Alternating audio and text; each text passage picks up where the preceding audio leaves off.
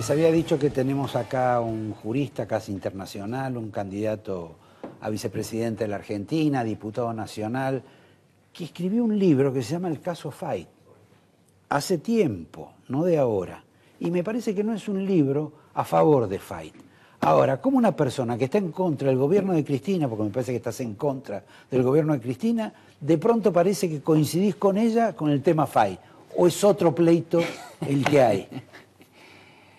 Esto lo escribí en el 2001, porque en 1999 se conoció la sentencia de la Corte Suprema que se llamó precisamente el caso Fayt, porque Fayt había presentado una demanda para permanecer en su cargo. Para sintetizar, la Corte termina... Más o menos lo que quiere hacer Tinelli en la AFA ahora. Exactamente. Termina en definir... ¿Qué había dicho la reforma de 1994? Que a los 75 años un juez podía quedarse siempre y cuando fuese designado de nuevo por el presidente con el acuerdo del Senado, con la intervención del Consejo de la Magistratura, podía tener una designación por 5 años más y así de manera sucesiva. De tal manera que no se afectaba la independencia del Poder Judicial, uno podía continuar más allá de los 75 años siempre y cuando tuviese esa designación. La cuestión es que en este caso concreto la Corte, integrada por los mismos compañeros de función de Fayt, que no se excusaron pese a que lo pidió el Procurador General de la Nación, Nicolás Becerra, la cuestión es que ellos terminan declarando la nulidad de 2 cláusulas de la Constitución. En ese marco, como el tema se debatió mucho en la Asociación Argentina de Derecho Constitucional, de la cual yo en ese momento era el vicepresidente, yo termino escribiendo este libro, que es una serie de argumentos para demostrar que ese fallo de la Corte es inconstitucional y doy todos los argumentos, respondo uno por uno los argumentos de la Corte y señalo desde la teoría constitucional esencialmente esto. En un Estado constitucional y en el Estado de Derecho, la primera gran distinción es entre poder constituyente y poder constituido. Poder constituyente es la máxima expresión del pueblo a través de la Convención Nacional Constituyente. Los poderes constituidos son creados por el poder constituyente y poderes constituidos son, en este caso, el poder legislativo, el poder ejecutivo y el poder judicial. En definitiva, acá hubo un asalto de un poder constituido a lo que hizo el poder constituyente, para colmo después de lo que fue. Pero estamos muy en la historia. Lo cierto es que, digamos, en todo caso, Fayt cometió una falta ética, en algún sentido. Bueno, Quizás fue un poco más grave lo de la propia Corte de acompañar ese pedido, que no, inclusive no se correspondía con su personalidad. Ni más ni menos, porque no hay ninguna duda. Pero ahora, digamos, jurista... de cualquier modo, lo que uno ve ahora es una situación, no digo más compleja, pero sí me parece que más avasallante en materia de lo que son legalidades. En eso no hay ninguna duda, porque más allá de que acá evidentemente no se cumplió la Constitución, además, cuando escribo el prólogo, porque esta es la segunda edición de 2012, ya en ese momento eran 13 los jueces que habían pasado los 75 años, ahora deben ser más. Algunos tienen medida cautelar, otras ni siquiera eso. Por lo menos Fayt tuvo un fallo de la Corte que lo amparaba, más allá de que para mí el fallo era groseramente inconstitucional. Lo que de todas maneras demuestra la muy baja calidad institucional que tiene la Argentina es que acá estamos en una situación de hiperpresidencialismo y en una situación de falta de respeto a lo que es la división y equilibrio de los poderes y al respeto y la consideración que merece un hombre como Fayt. Es decir, la actitud, vos mismo lo señalabas, del jefe de gabinete humillándolo o insultándolo, eso es una cosa realmente increíble, de que la Argentina, con la magnitud de problemas políticos, económicos y sociales que tenga, nosotros estemos en medio de esta situación que lo único que muestra es la decadencia en que estamos. ¿Y qué busca la hiperpresidente de Cristina en este ataque a Fayt? ¿Es solo sacarse a alguien que por ahí la bochó en el derecho político cuando estudiaba en La Plata? Que creo que no, pero no importa. O alguien que no le tenía simpatía, o persigue otro tipo de finalidad. Da la impresión, por lo que ocurrió a partir del 2006, que es el momento en que se perfecciona el hiperpresidencialismo argentino, que ya venía también de antes. En esto hay que ser muy claro en señalar cómo acá hay violaciones sistemáticas de la Constitución, y este es uno de los problemas más graves que tiene la Argentina. Ya lo había dicho en su momento Carlos Santiago Nino: Argentina como país al margen de la ley. Lo real y lo concreto es que en el 2006... Perdón, al margen de la ley, ¿por qué? Porque todo esto, todo el mundo dice... Pues no se respeta la ley. Bueno, está bien, pero... No se respeta ni la Constitución ni las leyes. Bueno, pero en la Constitución, ¿qué es lo que no se respeta hoy? Pero en la Constitución he dicho que no se respeta la Constitución desde el preámbulo hasta las disposiciones transitorias. No se respeta en la parte dogmática la enorme cantidad de derechos civiles, políticos, económicos, sociales y culturales que son violados. El escándalo de la pobreza argentina significa que no se cumple la Constitución. Si entramos a la parte orgánica de la Constitución, no se cumplen normas en torno al Congreso de la Nación, al Poder Judicial de la Nación, al Poder Ejecutivo de la Nación. Y si entramos a la última parte de la Constitución... Para que la gente, de pronto, cuando dice... Cuando hablamos de hiperpresidencialismo, significa que avanza el Poder Ejecutivo sin los debidos controles, ni del Congreso ni del Poder Judicial. Entonces, es evidente que en la Argentina se gobierna por decreto y por muy pocas personas. Esto nada tiene que ver con lo que tiene que ser el gobierno de la ley, por parte del Congreso, que es el que sanciona las leyes y las grandes políticas, que tiene que ejecutar el Poder Ejecutivo, y donde el Poder Judicial tiene la función de controlar y asegurar, como guardián de la Constitución, la supremacía de la Constitución, declarando eventualmente la inconstitucionalidad de leyes, de normas y decretos que violan la Constitución. Y si entramos al tema del federalismo, las violaciones son absolutamente sistemáticas, porque nunca hemos estado en una situación de mayor unitarismo que ahora. Por ejemplo, en materia fiscal, más allá de que hace más de 18 años en que no se ha sancionado la ley convenio de coparticipación impositiva, que debería ser uno de los temas centrales del debate ya entre los candidatos presidenciales, porque esto es muy importante para que haya bases serias y sólidas en materia de federalismo fiscal. ¿Y por qué? ¿Por qué esto no ocurre? Porque precisamente el hiperpresidencialismo se asienta también en el manejo de la caja para doblegar a los gobernadores y a los intendentes. Pero Antonio, hay como una complicidad de los partidos políticos, de los dirigentes y de la sociedad en todo esto. Acompaña todos estos procesos. Cuando hacemos, pero por supuesto que la sociedad en esto no es inocente, porque esta dirigencia política, como la dirigencia empresarial o la dirigencia sindical, son expresión de la sociedad argentina.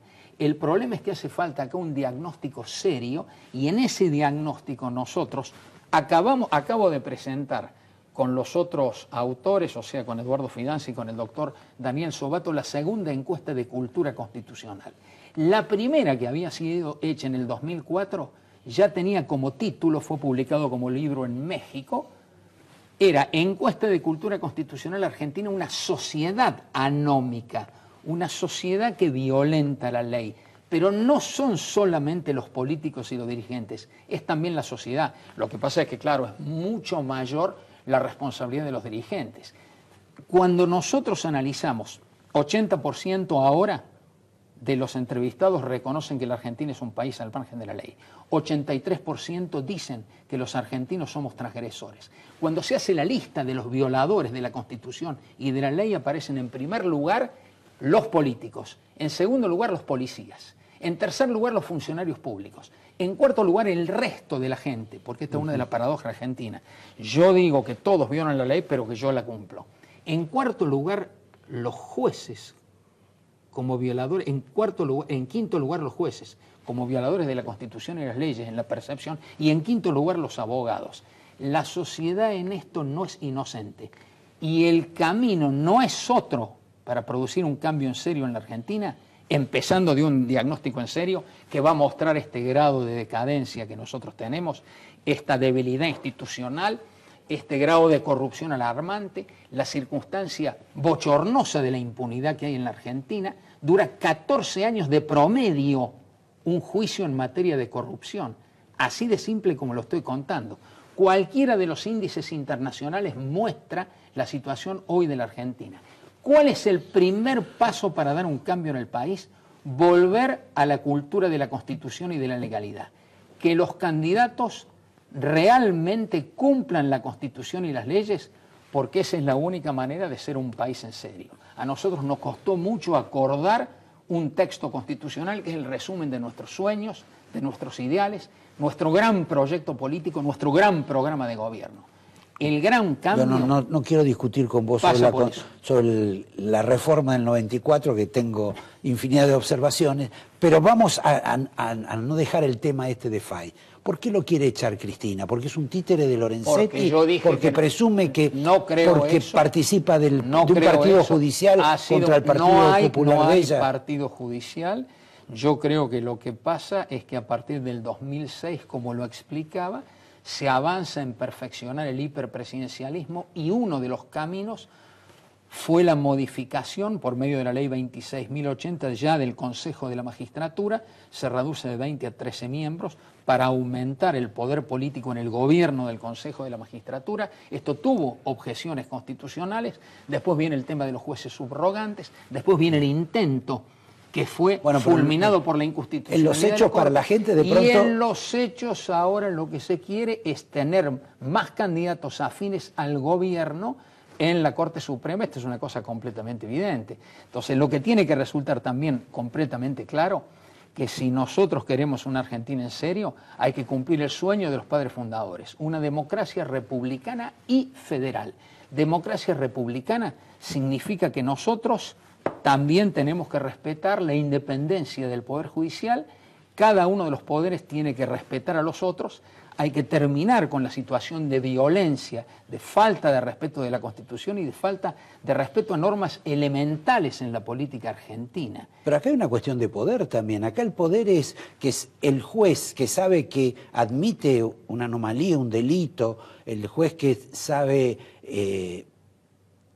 que se suspende de una causa, que se aparta en alguna medida, que no la investiga, sabe que no va a ser sancionado. El caso último del Consejo de la Magistratura, no hay ninguna duda, con Ollarvide y Rafecas, es como una devolución de favores.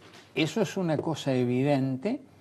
Esto es lo que está ocurriendo hoy en la Argentina. Por eso la sociedad, por un lado, defiende la democracia, pero la sociedad percibe muy bien que el primer requisito es que se cumplan las leyes para afirmar la democracia en la Argentina.